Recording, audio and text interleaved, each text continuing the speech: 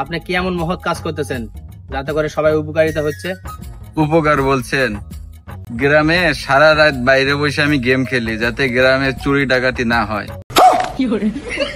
প্রতি মাসে রিচার্জ করি 500 টাকা যাতে গ্রামীণ সিম কোম্পানি কিছু খাইতে পারে। আমার বাপের পুরা মদের বোতল আমি একাই সব খাইয়া ফেলাই যাতে আব্বা মদ খেয়ে আম্মুর সাথে মাতলামি না করতে পারে। কোচিং সেন্টার থেকে যখন মেয়েরা কোচিং শেষ করে বাইর হয় তাদের পিছে পিছে আমি যাই যাতে এলাকার কোনো ছেলে তাদের ডিস্টার্ব না করে।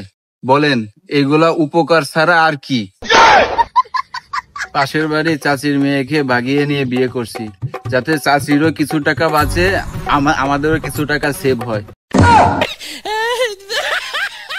উপকার তো আমি সবসময় করি কিন্তু আমার এলাকাবাসী আমার দাম দেয় না একটু।